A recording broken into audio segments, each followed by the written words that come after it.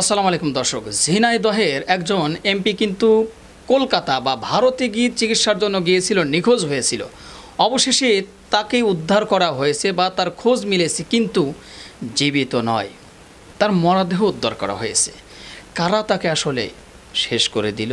প্রিয় দর্শক, আজকে সম্পূর্ণ নিউজটি আপনারা শুনুন, বিস্তারিত আজকে জানতে পারবেন। অনেক রহস্য রয়ে গেছে তার জীবনের সাথে, তার ঘটনার সাথে। সবাইকে বলবো না টেনে সম্পূর্ণ ভিডিওটি দেখুন, আর হ্যাঁ, ভিডিওটি প্রচুর পরিমাণে শেয়ার করুন।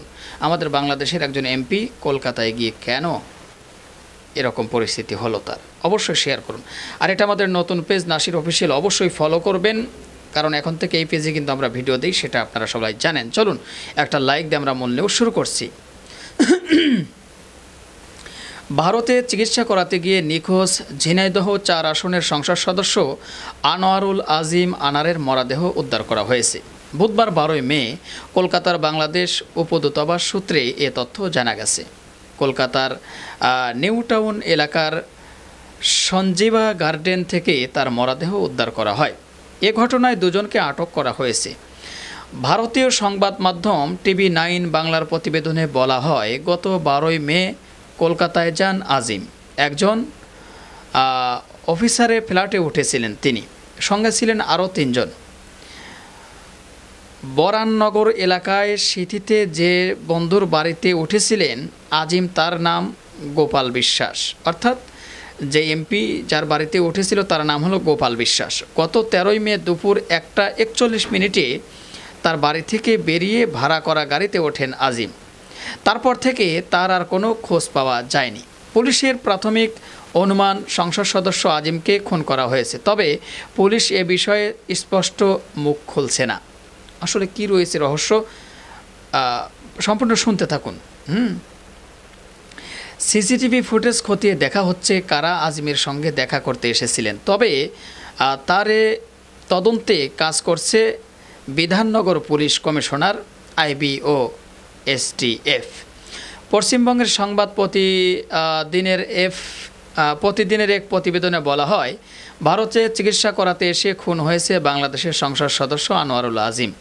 গত ৮ দিন ধরে নিখোঁজ থাকার পর নিউ টাউন থেকে মরদেহ উদ্ধার করা হয়। আওয়ামী লীগের ৩ বারের এমপি ছিলেন আজিম। প্রতিবেদনে বলা হয়, এই ঘটনায় রীতিমতো শোরগোল শুরু হয়েছে দুই দেশের কূটনৈতিক মহলে। কে বা কারা তাকে খুন করেছে তা তদন্ত নেমেছে দেশটির পুলিশ প্রশাসন, অর্থাৎ ভারতের পুলিশ প্রশাসন। স্বরাষ্ট্রমন্ত্রী আসাদুজ্জামান খান কামাল গতকাল মঙ্গলবার সাংবাদিকদের বলেছিলেন যে ঝিনাইদহের এমপি যথাযথভাবে ইমিগ্রেশন পার হয়ে ভারতে গিয়েছিলেন। যাওয়ার পর তার কোনো খোঁজখবর পাচ্ছি না। সরকারের সব এজেন্সি এ নিয়ে কাজ করছে।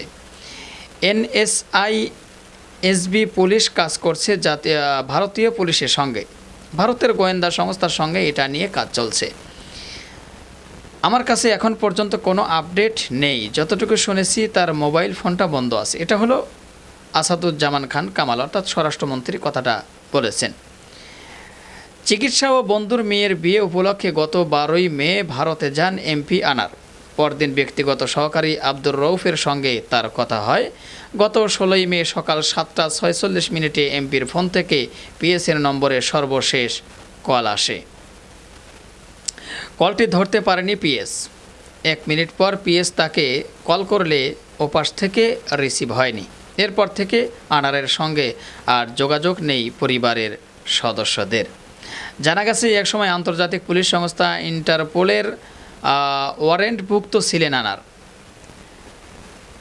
আগ্নেয়াস্ত্র ও বিস্ফোরক দ্রব্য ব্যবহার সংক্রান্ত অপরাধে জড়িত থাকার অভিযোগে ২০০৬ সালে ইন্টারপোলের তালিকায় তার নাম ওঠে।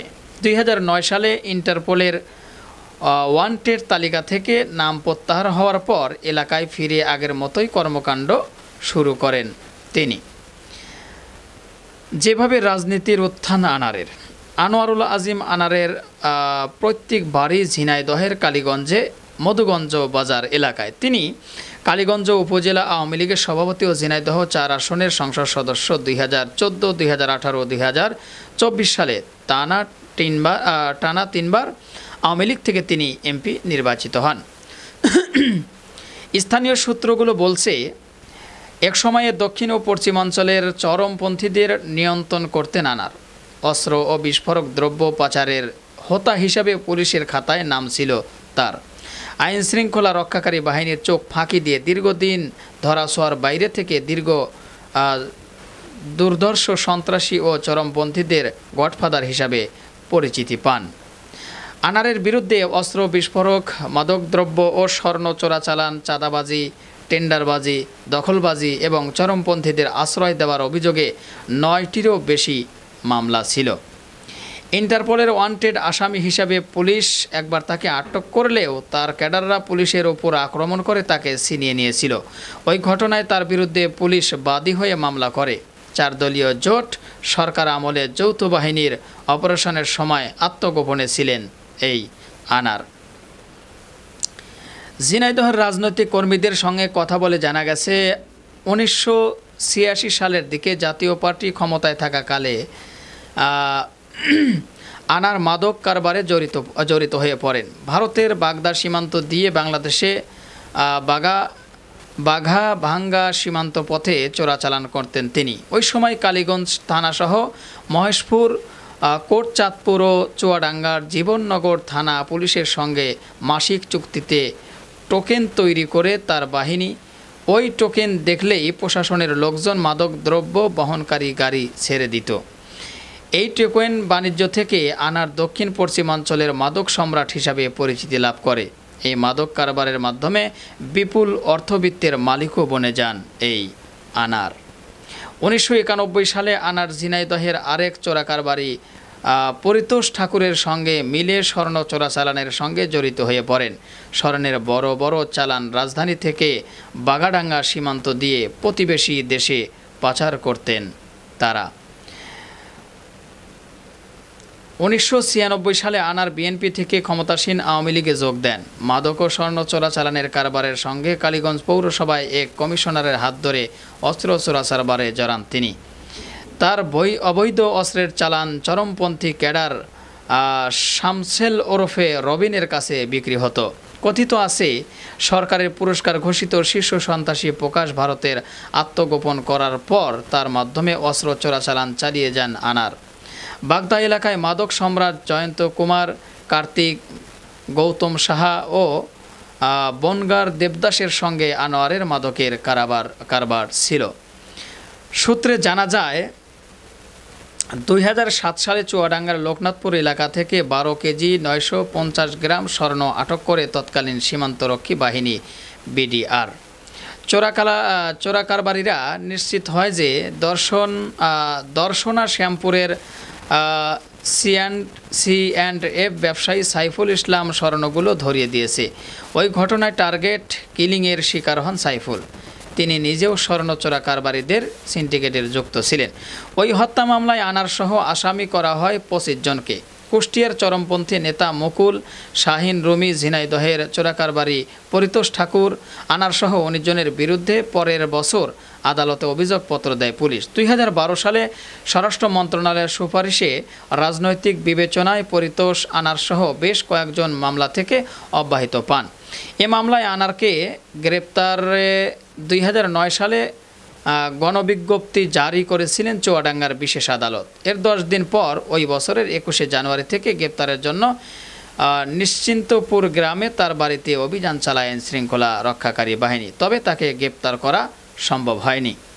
উপজেলা আওয়ামী লীগ একাধিক নেতা জানান, 2009 সালে আওয়ামী লীগ সরকার গঠন করলে ধীরে ধীরে আনারের বিরুদ্ধে থাকা মামলাগুলো কমে যেতে শুরু করে। 2014 সালে আওয়ামী লীগের মনোনয়ন এমপি নির্বাচিত হলে ক্ষমতার দাপটে বেশিরভাগ মামলা থেকে নিজেকে মুক্ত করে আনার।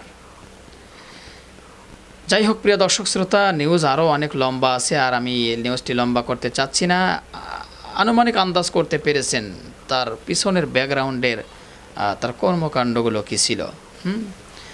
তো আসলে যে যার সাথে জড়িত থাকে সে তার হাতেই জীবন শেষ হয়। একটা কথা আছে না, যে সাপুরে কিন্তু সাপের খেলা দেখাতে দেখাতেই সাপের হাতে কামড় খায়। আর একটা কথা আছে যে যে বিদ্যুৎ তৈরি করেছিল সে বিদ্যুৎ স্পষ্ট হয়ে কিন্তু পৃথিবী ছেড়েছিল। তো যে যার সাথে বোঝেন নাই, ভিডিওটি শেয়ার করে দেবেন। হ্যাঁ, আর পেজে নতুন হলে অবশ্যই ফলো করবেন। ভিডিওটি লম্বা হয়ে গেছে, দুঃখিত। ভালো থাকবেন সবাই, আল্লাহ হাফেজ।